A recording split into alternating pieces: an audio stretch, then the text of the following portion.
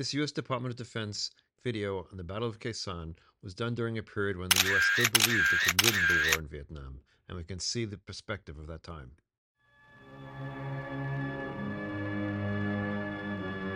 In the northwest corner of South Vietnam, nestled among 4,000-foot-high mountains, steep ravines, and thick jungle foliage, rests the small valley of Khe Sanh. At this time in history, it is calm and peaceful. But from January 21st to March 31st, 1968, it was the scene of one of the most bitterly fought and highly publicized battles of the Vietnam War.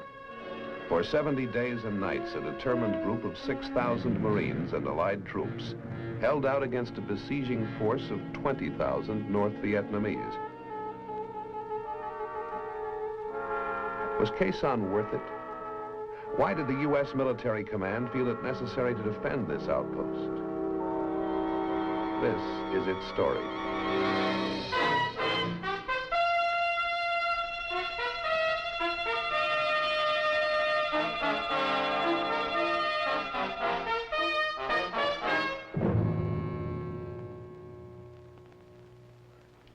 Many times I'm asked what part I think Khe Sanh will play in the history of our country. And it's almost impossible for me to evaluate it since I was so close to the situation. However, I can tell you a little bit about it, and perhaps the place we should start is with an orientation of its location and some of the features around it. Khe Sanh, as you know, is located 8 to 10 miles from the Sapone River, which is the boundary between Laos and South Vietnam. It's south of the demilitarized zone and has around it certain hill masses which control some of the infiltration routes coming down in this general area. And of course, Route 9, basically the only road in this area, runs from the Laotian border, continues on through and goes almost to the coast of Vietnam. In about April of 1967, the battalion surprised an enemy element on this particular hill mass. And eventually it resulted in the Marines seizing Hill 861, 881 South, and 881 North. After these had been seized, it was determined that a small unit should be placed on Hill 950 in this general area here, so that when August of 1967 rolled around and I took over the base, I found myself with troops on 881 South, 861, and 950. In the summer of 1967, the Battle of Khe Sanh was still many months away, but units of the U.S. Navy Seabees are already at work on the airstrip that will provide the only link with the outside, while the Marines are busy digging trenches and building bunkers. The weeks that follow are relatively quiet. Marine units continue their patrol operations with very little enemy action. In December of 1967, intelligence sources indicate the start of an enemy buildup. 2 North Vietnamese divisions are assembling in the deep areas around the base. The Communists could be preparing for a major assault. If the base is to be defended, it will have to be reinforced. The decision is made by General William C. Westmoreland, top commander of U.S. forces in Vietnam. The Marines will stay and fight. He is supported by the Joint Chiefs of Staff. Khe Sanh was an important outpost. If the enemy had taken this outpost, I think the province of Quang Tri and the DMZ area would have been in jeopardy. The enemy had planned to take it as part of his Tet Offensive. At the same time, he had planned to overrun Quang Tri City, seize and hold Hue, and to roll up our defenses south of the demilitarized zone. If he could have seized that plateau, he could have run trucks with ammunition, logistics, and even conventional artillery into the Khe Sanh Plateau, and certain of our installations further to the east could have been made untenable. Now, we saw the enemy building up his forces in order to siege and eventually overrun Khe Sanh as he did Dien Bien Phu in 1954. The weather was very poor. In October, we had only 1 battalion there. In November, we increased it to 2 battalions. December, we kept 2 battalions there, but in January, we reinforced it with 2 more battalions, all Marines. And we then put a Ranger battalion in there. I wanted to put into Khe Sanh enough troops that I thought could hold it against ground attack. But I didn't want to put more troops in there than we could supply by air. Khe Sanh and Dien Bien Phu. The comparison was natural.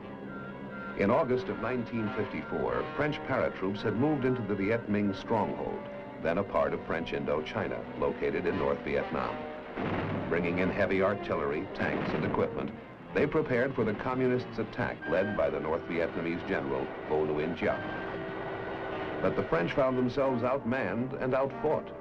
They were surrounded, cut off from their source of supplies and reinforcements by a superior artillery, crippled by a lack of air power, and crushed relentlessly in Giap's powerful nutcracker. The end was inevitable. The French were overrun, forced to capitulate. The defeat brought an end to the Indochina War. 2 months later, the armistice agreement was signed at Geneva. Vietnam was partitioned, Laos and Cambodia neutralized. French influence in Southeast Asia collapsed. The Russian communists were quick to congratulate the victors, Ho Chi Minh and his brilliant General Giap. Now, 15 years later, the same General Giap is determined to repeat his victory at Khe Sanh. By January 1968, the stage was set. Inside the 1 mile by 1/2 mile perimeter of the Marine garrison were 6,000 U.S. Marines, a battalion of South Vietnamese Rangers, and a handful of Air Force and CB support troops. Burrowed in bunkers and hidden under the triple canopied foliage that covered the surrounding slopes was the largest and best equipped force ever mustered by the enemy, 20,000 North Vietnamese Army troops. On the 19th of January, there was a recon patrol which had gone out in this general area north of Hill 881 North and ran into considerable trouble, and it really developed into quite a tense situation, but eventually we were able to get them out and brought them back to Hill 881 South. So the next day it was decided that we should go out and clean out this enemy force which had evidently come in the 881 North area. So we sent one of the companies from 881 South towards 81 North, and they banged head-on into what evidently was a NVA battalion. This was a day-long fight, and by nightfall they were still in contact and heavy action, and with nightfall coming on, we withdrew them back to Hill 881 South. We had plans to go out the next day, but then on the morning of the 21st, about 0500 in the morning, the base received heavy mortar, rocket, and artillery fire. Almost simultaneously, Hill 861 came under attack from about a battalion-sized NVA force, and that no sooner got started than down here in Khe Sanh village, CAC unit came under attack by about a battalion. So we had 3 things going at once, and naturally my concern was with all of these forces which are around me. As you can well imagine, I began to become concerned that they might start closing the base. However, it didn't take very long to really upset me when, in a few minutes later, after this whole thing is boiling to a pot, that the ammo dump went completely up and there was rounds flying all over the place.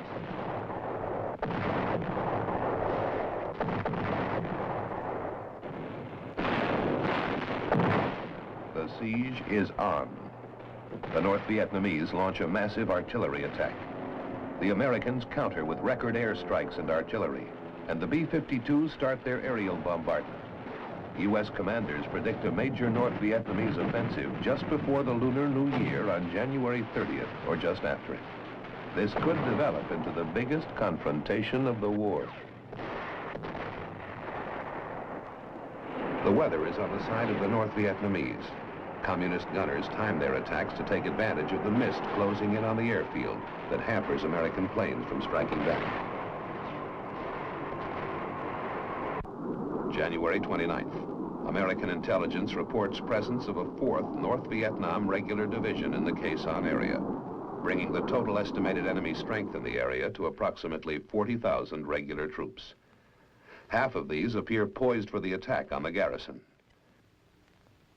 General Westmoreland positions his reserves of about 15,000 Army troops plus a 5,000-man Marine regiment at Phu Bai, about 60 miles southwest of Khe Sanh. In early February, the enemy again tried to take the 861 complex. However, this time they made an effort on its twin sister 861A.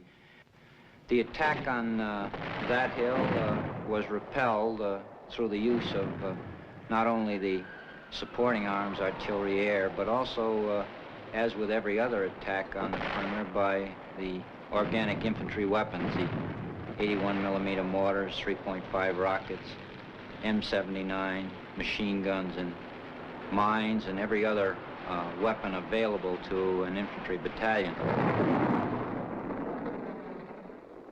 February 10th. The North Vietnamese Communist Party newspaper boasts that the U.S. faces a defeat as disastrous as that suffered by the French at Dien Bien Phu. There is growing concern over the fate of the Marine garrison, as the U.S. press also revives the specter of Dien Bien Phu. At stake now is more than a key military stronghold. The Communists are out to inflict heavy casualties on the American troops with a major victory, so that the U.S. would enter negotiations on terms favorable to Hanoi. The Battle of Khe Sanh. This was a very traumatic experience for the American people, but I never had any real concern about Khe Sanh. I had a few restless nights, but I had full confidence that we were going to win the Battle of Khe Sanh because we had the means. The Americans have protection from big 175 millimeter guns at Camp Carroll, about 17 miles to the east, and at the rock pile about 12 miles to the northeast. Inside the garrison, the troops have a handful of tanks, anti-tank weapons, 4.2-inch mortars, and about 20 artillery pieces, including 105 and 155 millimeter howitzers. But their secret weapon is their air power. Fighter bombers of the Navy, Marines, and Air Force, capable of mounting 600 flights a day, plus the terrifying power of B-52 bombers that can drop 500 and 750-pound bombs on 50 bomber runs a day. And then there are the supply planes, giant C-130s and 123s that build a lifeline through the shrapnel-infested skies to keep the Marines supplied with food, ammunition, medical supplies, building materials, and mail from home.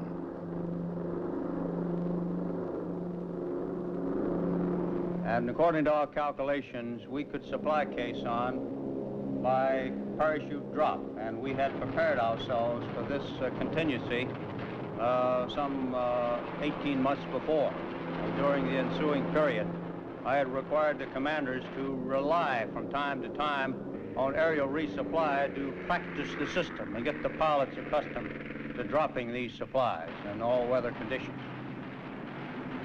So when the time arrived, we were able to supply that garrison of some 5,000 people.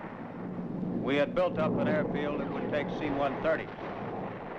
And we put radar on the airfield, or GCA actually, so that we could bring in C-130s and 123s in all weather. And when it got too hot for them to land, having lost a couple of C-130s, then we started bringing them in for low-level extraction, where the supplies would be dropped or let to the ground from the air platform by parachute. The result, of course, was that we supplied them.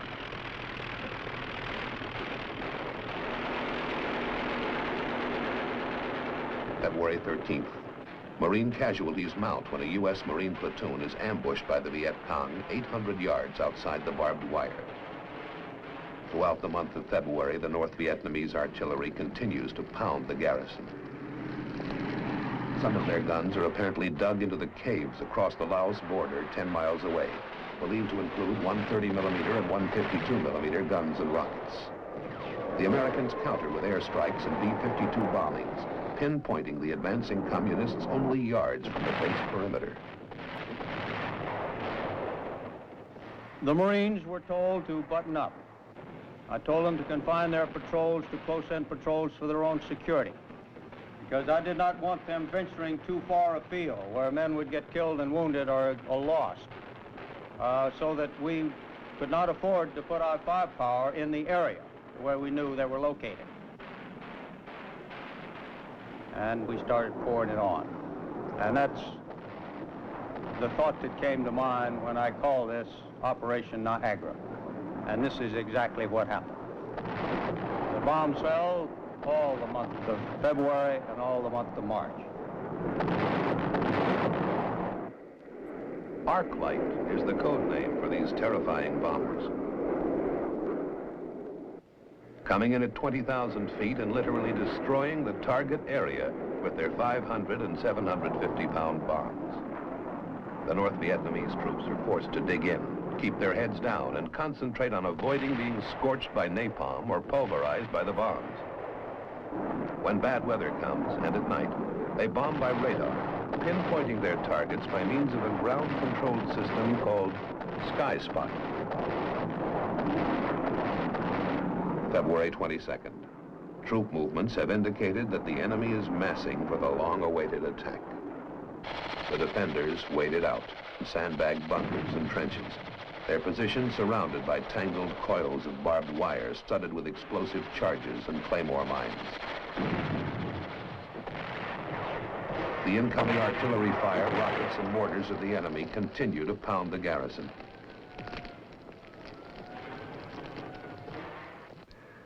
In Saigon and Honolulu, watch teams manning the war rooms wait throughout the weekend of March 3rd, expecting word that the anticipated communists' assault has been launched. From the communists' viewpoint, the weather conditions are ideal, and American intelligence reports indicate that the all-out attack should come early Monday morning. But it does not develop. Apparently, the communists are unable to mass their troops for the attack because of the airstrikes and heavy bombardment.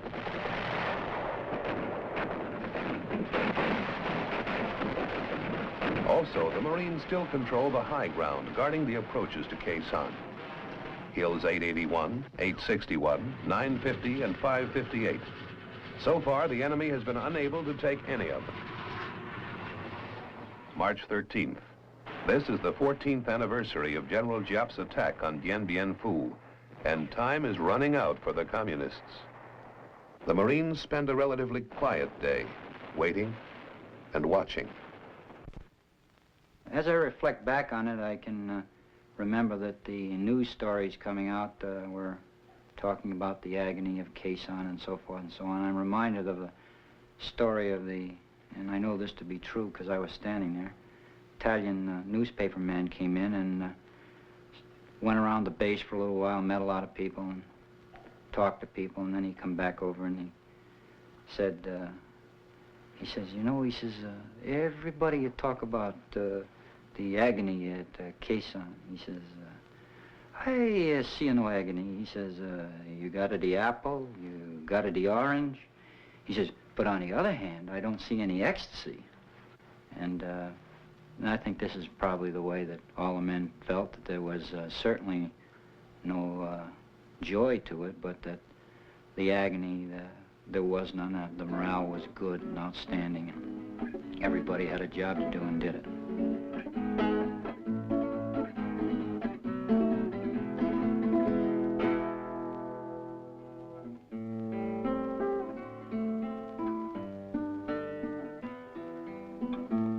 Because of the resupply, we never ran out of sea rations.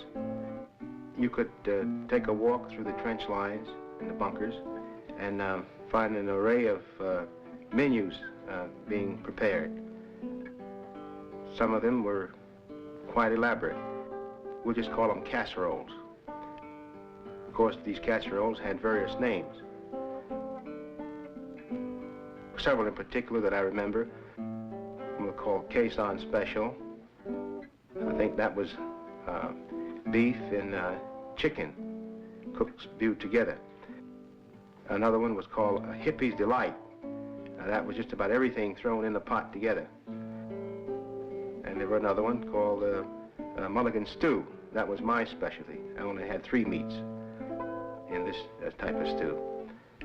We beefed it up with hot sauce and meat sauce, and it was quite tasty. March 26th, the enemy closes in, digging tunnels and working their trenches close to the base perimeter. 5 times they have probed the garrison's defenses, hitting the perimeter in battalion strength.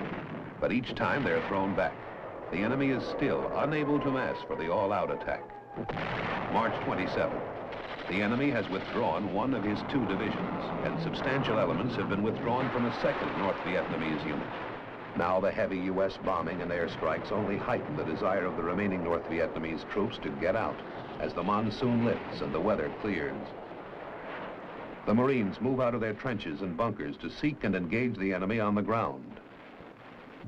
And on the 1st of April, the weather broke, and we were able to exercise our contingency plans by moving the 1st Cavalry Division, reinforced by a regiment of Marines, up Highway 9 to make a ground link-up, and the Marine engineers opened Highway 9, and we've been rolling trucks over it ever since. These are the relief troops of Operation Pegasus, 30,000 men strong, a joint force composed of the 1st Air Cavalry Division of the U.S. Army and South Vietnamese troops. Sweeping down from the narrow highway from the north, they see little of the 2 North Vietnamese divisions that had surrounded the base. The enemy has left, silently pulled out and given up the battle, leaving in his wake a scarred and churned up landscape, blown up and destroyed bridges that must be rebuilt before the convoy can proceed, and hidden mines that must be found and exploded. Fleets of helicopters lift men and artillery into the hills surrounding the base.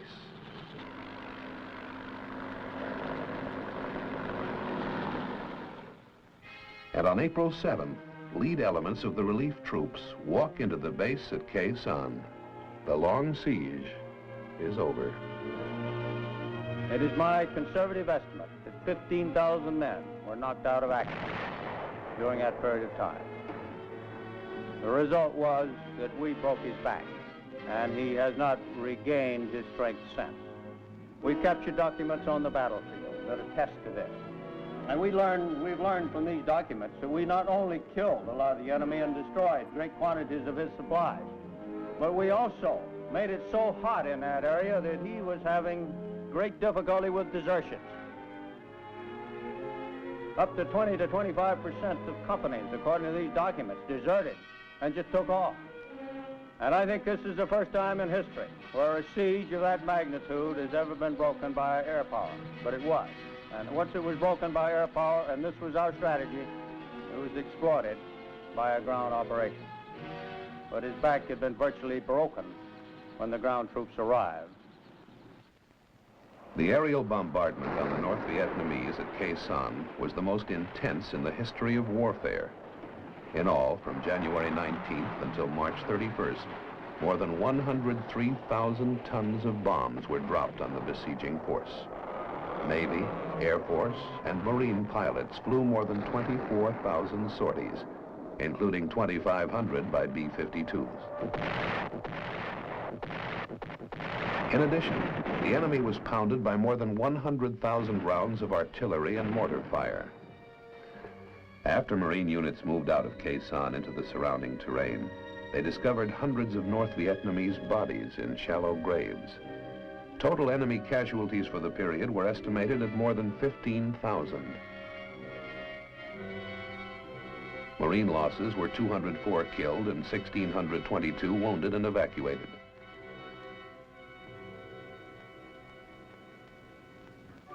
On May 23rd at the Air Force Base in Utapao, Thailand, General Westmoreland paid tribute to the B-52 crews who had supported the aerial bombardment throughout the siege.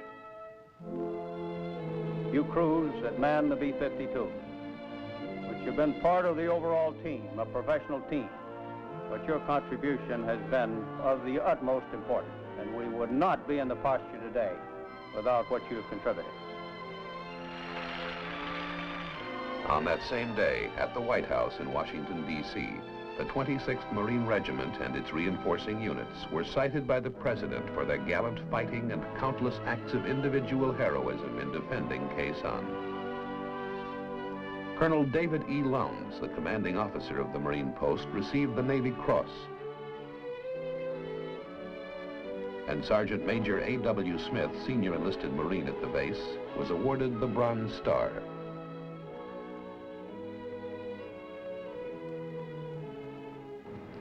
Some have asked what the gallantry of these Marines and airmen accomplished.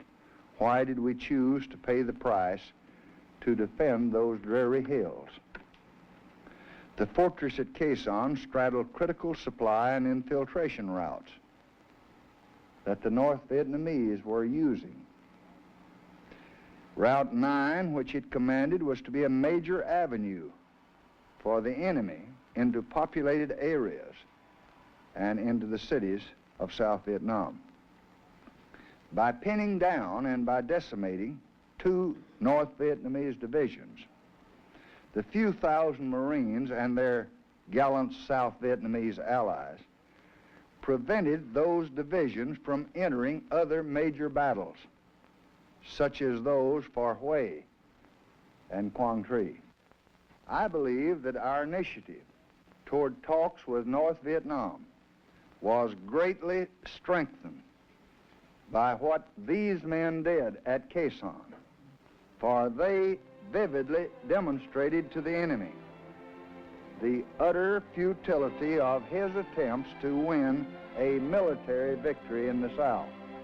Brave men such as the 26th Marine will carry on the fight for freedom in Vietnam, and soon, God willing, they will come home. We would like nothing more than to see that day. But until they do, we shall express at moments such as these, on behalf of all our American people, our great gratitude for the protection they have given us and our great appreciation for their selfless bravery. At Khe Sanh today, the airstrip is deserted, and the trenches and bunkers have long since been abandoned. The defenders have gone, as the changing nature of a changing war imposes new requirements on military strategy. The battle that was fought here will now take its place in history. Perhaps someday, historians will call it the most important single battle of the Vietnam War. Only time can determine that.